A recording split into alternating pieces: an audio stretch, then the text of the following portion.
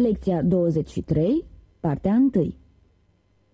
Vocabularul pe care îl vom recapitula în această lecție este legat în cea mai mare parte de poștă, corespondență și convorbiri telefonice. Completați propozițiile următoare cu cuvintele și expresiile corespunzătoare. Unde este corespondența din această dimineață? Where's this morning's post? De câte ori pe zi se ridică scrisorile? How many times a day are there collections? Există vreo cutie poștală prin apropiere? Is there a pillar box nearby? Acest funcționar de ghișeu este un om foarte muncitor. This counter clerk is a hard-working man. Știți cumva dacă pot trimite o telegramă? Do you know whether I can send a telegram? Calitatea acestui serviciu poștal este foarte slabă. The standard of this mail service is very low. Cât este taxa poștală? How much is the postage? Sunt câteva scrisori în cutia mea poștală. In my letterbox there are a few letters. Scrisoarea trebuie returnată imediat expeditorului. The letter must immediately be returned to the sender. Nu este nimic în acest plic. There's nothing in this envelope. Nu cunosc numele destinatarului. I don't know the name of the addressee. Când vrei să trimiți cărțile poștale? When do you want to send the postcards? Am terminat de reparat scaunul, dar am degetele lipicioase. I finished fixing the chair, but I have sticky fingers. Primul ministru trebuie să dicteze câteva scrisori. The Prime Minister must dictate a few letters.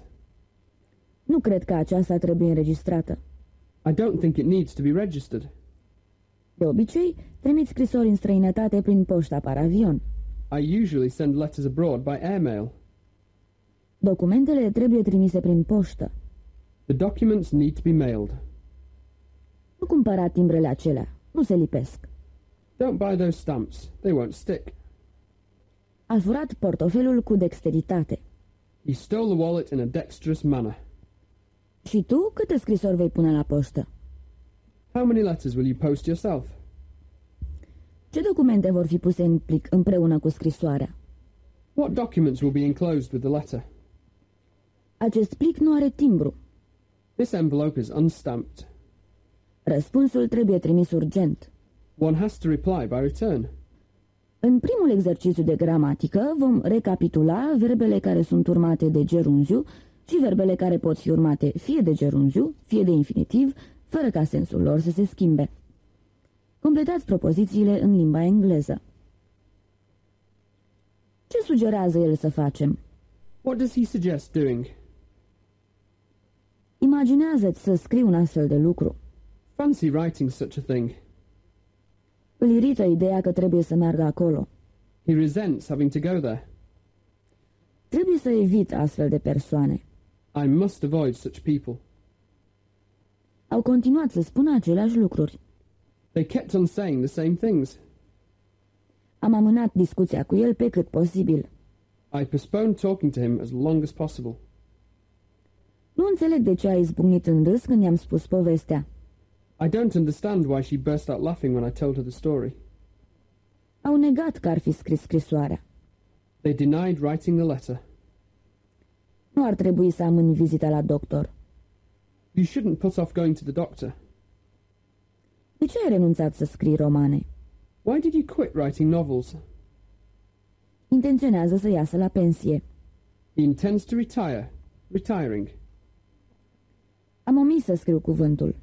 I omitted to write, writing the word. A propus încetarea negocierilor. He proposed to breaking off the negotiations. El a neglijat studiul limbilor străine. He neglected to studying foreign languages. Când a început să plouă? When did it start to rain? Raining. Am încetat să comunicăm cu ei. We ceased to communicating with them. Iată grupul de cuvinte noi care vor apărea în primul text. Summit. Vârf, culme, apogeu. De vârf, la nivel înalt. To be held. A se ține, a se desfășura. Non-alignment. Nealiniere, neutralitate. Cause. Cauză. Domestic. domestic, casnic, cu caracter intern, harmony, armonie, acord, înțelegere, alliance, alianță, pact, throughout, pretutindeni, pe tot cuprinsul, to nurture, a nutri, a hrăni, a educa, a crește, to establish, a stabili, adversary, advers, opus, former, anterior, precedent, fost, to beset, a asedia, a asalta, a copleși, besetting, obsedant, chinuitor.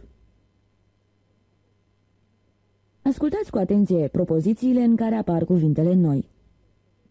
All the European leaders are going to meet at a summit conference in Paris. Toți liderii europeni se vor întâlni la o conferință la nivel înalt în Paris. When will the meeting be held? Când va avea loc întâlnirea? The policy of non-alignment has brought the country many political and economic benefits. Politica de nealiniere a adus țării multe beneficii din punct de vedere politic și economic. They fight for the cause of world peace. Ei luptă pentru cauza păcii în lume. Did you listen to the domestic news? A ascultat știrile interne. These incidents may damage the domestic harmony of our country. Aceste incidente pot afecta liniștea în interiorul țării. The alliance is likely to break down soon. Este posibil ca în curând alianța să se destrame. Rye is grown throughout the area. Secara este cultivată pe întreaga zonă. Your duty is to nurture your children. Datoria ta este să îți crești copiii. We haven't established diplomatic relations with that country yet. Încă nu am stabilit relații diplomatice cu acea țară. He has always been our adversary. El a fost dintotdeauna adversarul nostru. My former student is the chairman of that organization. Fostul meu student este președintele acelei organizații. There are so many problems besetting the region. Sunt atât de multe probleme care copleșesc regiunea. Completați propozițiile în limba engleză folosind cuvintele noi. Conferința a avut loc săptămâna trecută. The conference was held last week. La ședință nimeni nu a votat în favoarea politicii de neutralitate. At the meeting, nobody voted in favor of the policy of non-alignment. Ei sprijină cauza noastră. They support our cause. Care este politica internă a guvernului? What is the government's domestic policy? Întâlnirea la nivel înalt a fost amânată. The summit meeting has been postponed. Ei trăiesc în armonie cu natura. They live in harmony with nature. Alianța acelor țări poate amenința pacea mondială. The alliance of those countries may threaten world peace. Simțeam încordarea în tot corpul lui. Throughout his body I could feel tension. După mulți ani în care a pus la cale planul, a hotărât să-i dezvăluie detaliile. After many years of nurturing the plan, he decided to reveal its details. Ar trebui să stabilim relații prietenești cu acea țară. We should establish friendly relations with that country. Cine este principalul lui adversar? Who is his principal adversary? Ei speră să rezolve toate problemele care îi macină. They hope to solve all the problems besetting them. Fostul prim-ministru se bucura de o popularitate mai mare. The former prime minister enjoyed a bigger popularity. Textul care urmează este o știre pe care ați putea să o auziți la radio sau la televizor. Știrea nu se referă însă la o țară anume. Evenimentul discutat aici are loc într-o țară imaginară, numită Roland. Ascultați textul cu mare atenție. Summit Conference. Leaders from several countries are due to meet in a small picturesque village for an economic summit conference in Broland. The conference will be held next week. The host of the conference will be Broland's president. Over the last few years, Broland's policy of non-alignment has served the cause of domestic harmony. Now that all the old alliances are broken down throughout the region, Broland feels obliged to take a more active role in nurturing the region's stability that is needed. In general, the country has created good relations with its neighbours and has established diplomatic relations with its former political adversaries. The leaders meeting in Broland next week hope to solve all the problems besetting the region. Răspundeți corect la următoarele întrebări. What are leaders from several countries due to do? Leaders from several countries are due to meet in a small picturesque village for an economic summit conference in Broland. When will the conference be held? The conference will be held next week. Who will be the host of the conference? The host of the conference will be Broland's president. Why does Broland feel obliged to take a more active role in nurturing the region's stability? Because all the old alliances are broken down throughout the region. What relations has the country established with its former political adversaries? The country has established diplomatic relations with its former political adversaries. What do the leaders meeting in Broland next week hope to solve? The leaders meeting in Broland next week hope to solve all the problems besetting the region. Să traducem acum în limba engleză câteva propoziții și expresii. Conferința va avea loc săptămâna viitoare. The conference will be held next week. Pe tot cuprinsul regiunii. Throughout the region. Gazda conferinței. The host of the conference. Conferință la nivel înalt cu caracter economic. Economic Summit Conference. Politică de neutralitate. Policy of non-alignment. A servi cauza armoniei pe plan intern. To serve the cause of domestic harmony. Consolidarea stabilității regionale. Nurturing regional stability. Foști adversari politici. Former political adversaries. A rezolva toate problemele care macină regiunea. To solve all the problems besetting the region. În partea de gramatică vom sistematiza cunoștințele referitoare la verbele will și would. Will și would se pot folosi pentru a exprima cereri, rugăminți. Will you do that for me, please? Vreți să faceți asta pentru mine, vă rog? Will you be so kind as to phone him, please? Vreți să fiți atât de drăguț și să-i telefonați, vă rog? Will, cu acest sens, poate fi folosit și după if. If you will accept our offer, we will be happy. vom fi încântați dacă veți vrea să ne acceptați oferta. În același fel se folosește și would, care este o formă ceva mai politicoasă. Would you do that for me, please? Vreți să faceți asta pentru mine, vă rog? Would you be so kind as to phone him, please? Vreți să fiți atât de drăguți și să-i telefonați, vă rog? If you would accept our offer, we would be happy. Vom fi încântați dacă veți vrea să ne acceptați oferta. Traducerea în limba română a acestor propoziții poate părea artificială sau prea livrescă, dar în limba engleză astfel de construcții sunt foarte naturale. Pentru a exprima refuzul sau cu referire la obiectele care nu funcționează cum trebuie. În aceste cazuri se folosește won't sau wouldn't. The door won't close. ușa nu se închide. The pencil won't write. Stiloul nu scrie. The car wouldn't start. Mașina nu pornea. Ambele verbe se pot referi însă și la ființe, oameni sau animale. She won't do that. Nu vrea să facă asta. She wouldn't follow the doctor's advice. Nu a vrut să urmeze sfatul medicului. The dog wouldn't eat the bone. Câinele nu a vrut să mănânce osul.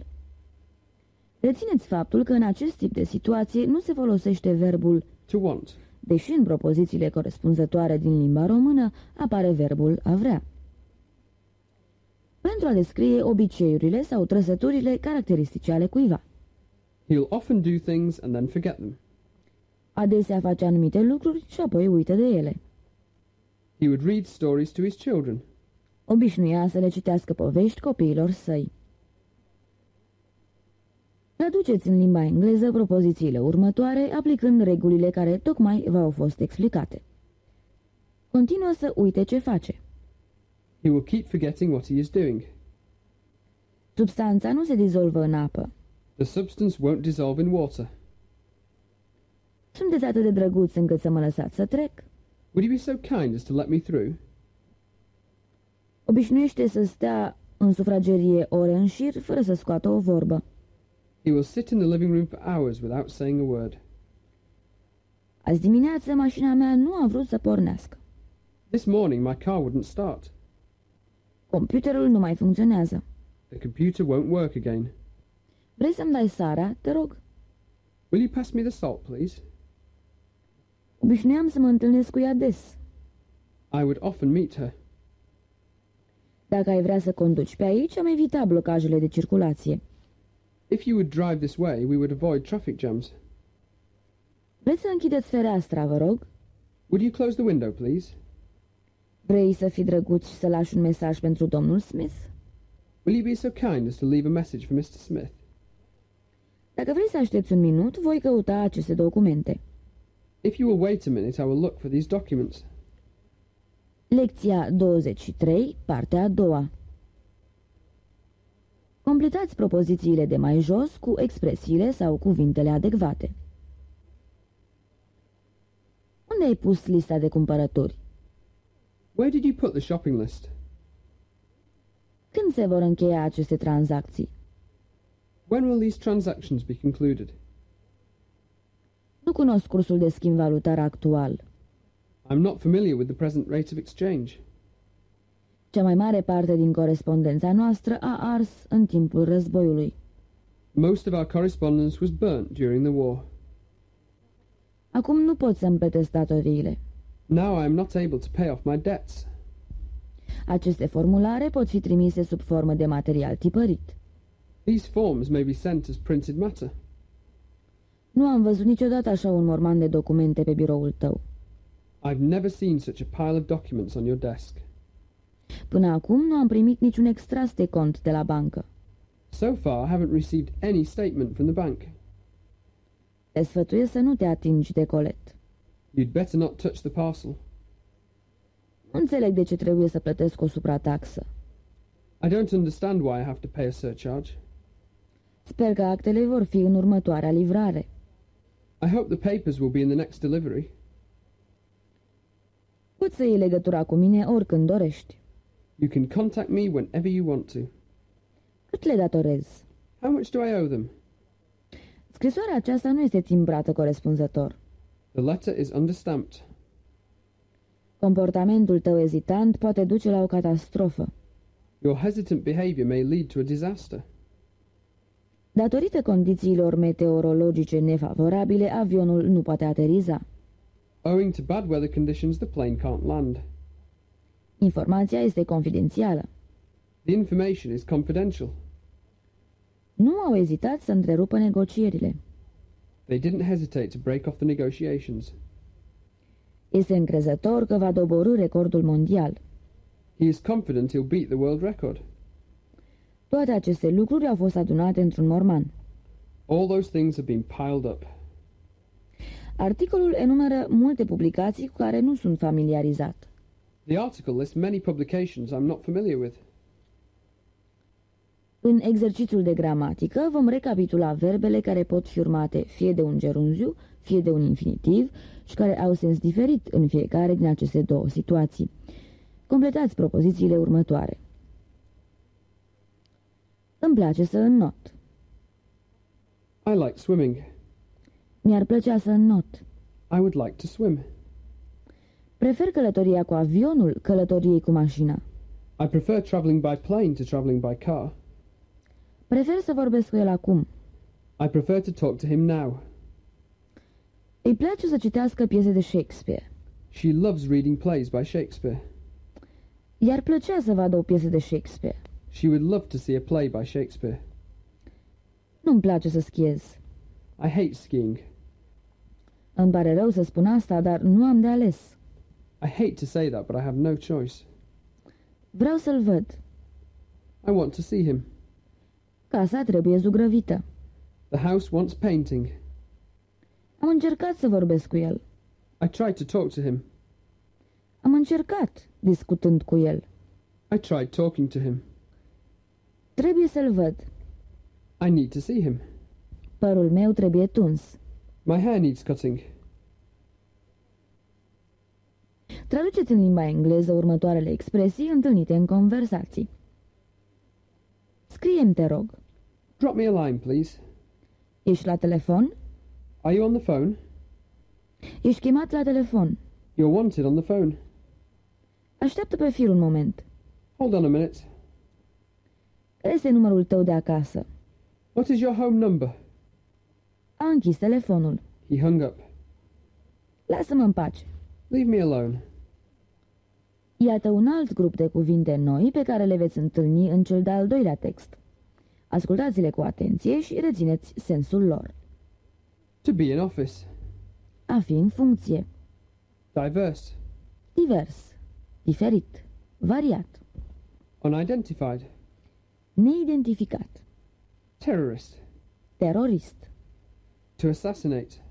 A asasina. A omorâ. Unrest. Neliniște. Agitație. Coup d'etat. Lovitură de stat. Uprising. Răscoală. Răzmeriță. Inevitable. Inevitabil. Inerent. Speculation.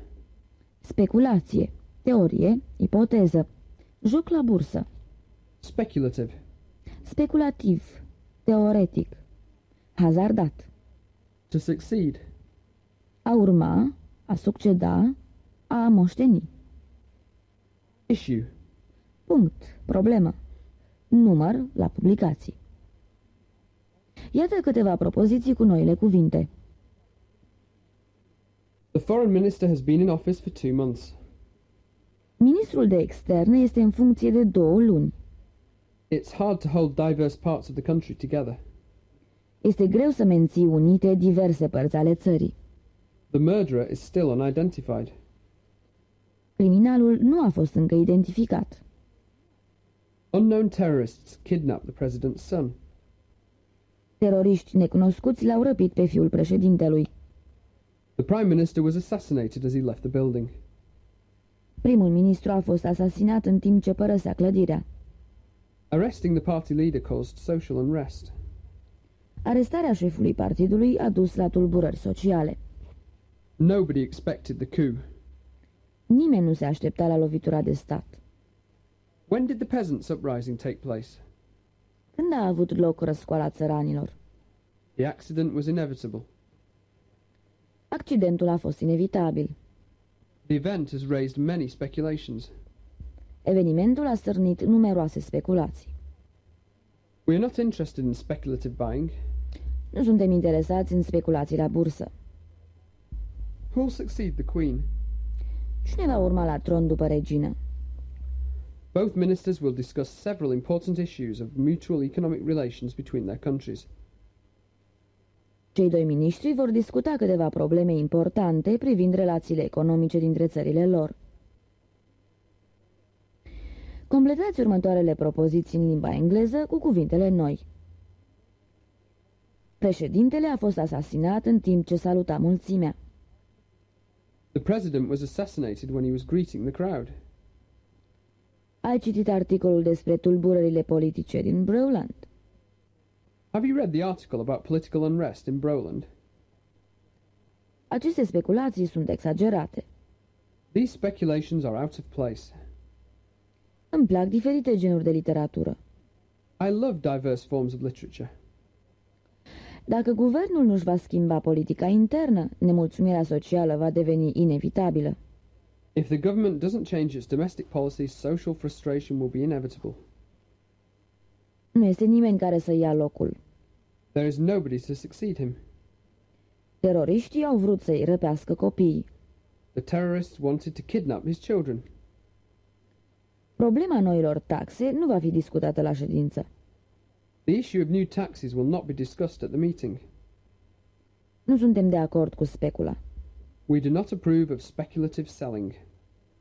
Lovitura de stat a fost pregătită de conducători militari. The coup d'etat was prepared by military leaders. Cât timp a fost în funcție? How long was he in office? Acesta este un obiect zburător neidentificat. This is an unidentified flying object. Revolta armată nu a avut succes. The armed uprising was not successful. Înainte de a asculta textul, iată câteva precizări privind verbul. To succeed. Acest verb este urmat de prepoziția To. dacă este folosit cu sensul de a prelua titlul, funcția, averea sau tronul cuiva. De exemplu, When the Duke dies, his son will succeed to the title. atunci când ducele va muri, fiul lui îi va prelua titlul. Who will succeed to the throne when the king dies? Cine va moșteni tronul când va muri regele? His daughter will succeed to his fortune. Fiica lui îi va moșteni averea. Iată o altă știre din Broland. Terror in Broland.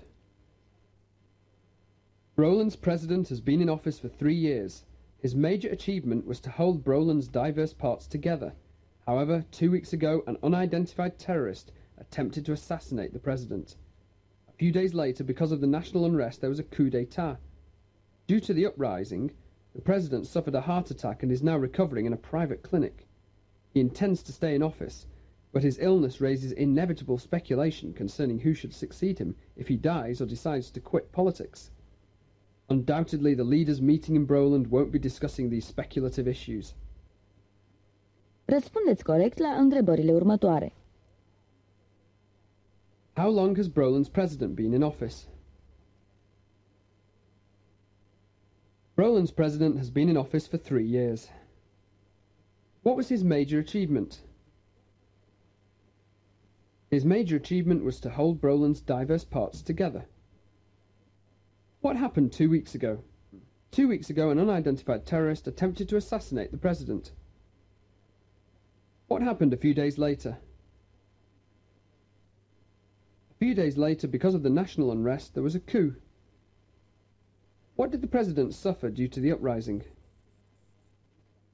Due to the uprising, the president suffered a heart attack. Where is he recovering now? He is now recovering in a private clinic. Does he intend to stay in office? Yes, he does. What speculation does his illness raise? His illness raises inevitable speculation concerning who should succeed him if he dies or decides to quit politics. Will the leaders meeting in Broland be discussing these speculative issues? No, they won't.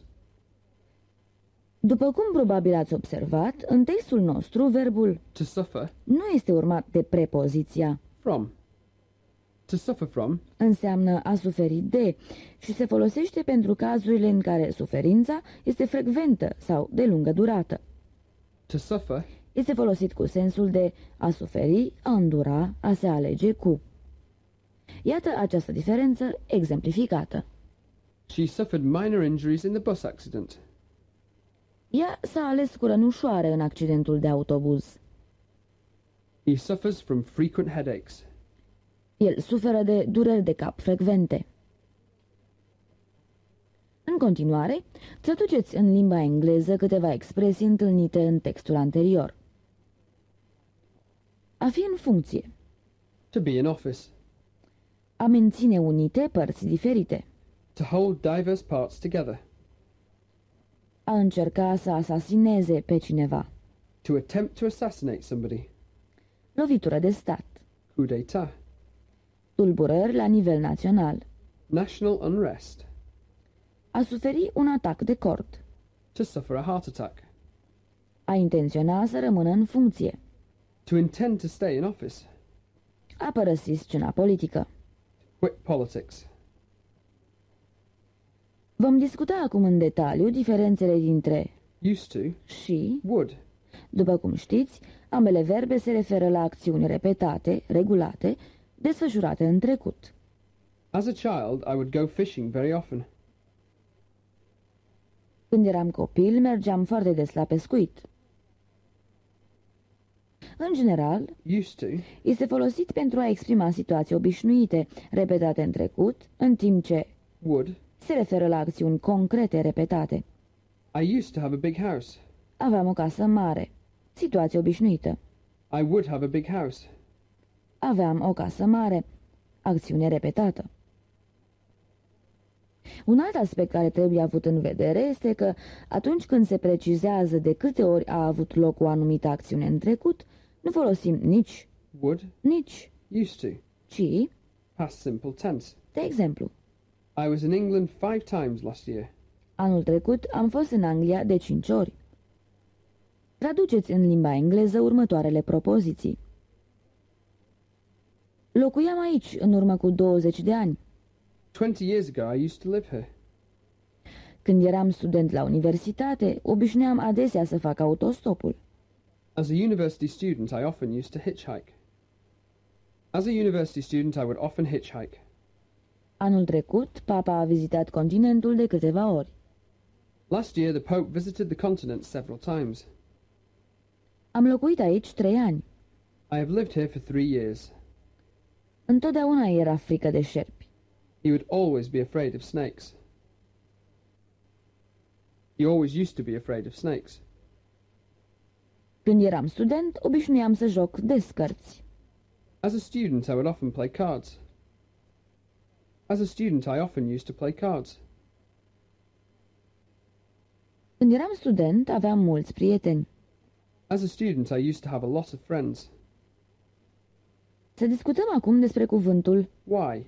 care poate fi folosit pentru a exprima lipsa de utilitate a unei acțiuni. Why talk to him? He won't agree to that.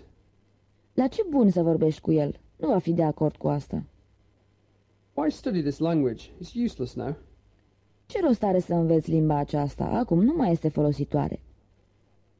În întrebări cu valoare de sugestie, unde se folosește însoțit de Not. Why not go to the opera? ce ar fi să mergeți la operă? De ce să nu mergeți la operă? O altă construcție cu valoare de sugestie folosind Why? este Why don't you? Why don't you phone her? de ce nu-i telefonezi? Ce ar fi să-i telefonezi? Traduceți acum în limba engleză câteva propoziții folosind construcțiile prezentate anterior. La ce bun să te cerți cu el? Nu te va asculta. Why argue with him? He won't listen to you. Ce rost are să cumperi haine din magazine atât de scumpe? Poți lua haine asemănătoare din unele mai ieftine. Why buy clothes in such expensive shops? You can get similar clothes in cheaper ones. Ce ar fi să mergem la restaurant? Why not go to a restaurant? Ce nu o vizitezi? Why don't you visit her? Pentru ce să cumperi atâtea legume? Majoritatea se vor strica. Why buy so many vegetables? Most of them will go bad. Să revenim la vocabularul apărut în cele două texte. Traduceți în limba engleză următoarele propoziții. Unde se vor ține următoarele Jocuri Olimpice de vară? Where will the next Summer Olympic Games be held? Niște teroriști au încercat să deturneze un avion. Terrorists attempted to hijack an aeroplane. Cine este răspunzător pentru lovitura de stat? Who's responsible for the coup d'etat? Demisia ta este inevitabilă. Your resignation is inevitable. Iubesc armonia în natură. I love harmony in nature. Nu pot rezolva problemele care îi apasă. They can't solve the problems besetting them. Sunt câțiva candidați care să-i urmeze. There are several candidates to succeed him. Ieri au fost proteste pe tot cuprinsul țării. Throughout the country there were protests yesterday. Nu este aliatul nostru, este adversarul nostru. He's not our ally, he's our adversary. În partea de fonetică vom discuta despre consoanele P, T and K. care diferă puțin de corespondentele lor din limba română, prin faptul că sunt pronunțate cu aspirație, mai ales atunci când apar la începutul unei silabe accentuate și sunt urmate de o vocală. Pentru a le exersa, pronunțați cu voce tare. Put, tick, cat, car, pick. Atunci când aceste sunete apar la finalul cuvântului, pronunțarea lor cu aspirație nu este necesară. Exersați acum ascultând următoarele propoziții. He picked up the cat and put it on the car. He is a great pianist. He has been my patient for years. I'm going to a cocktail party.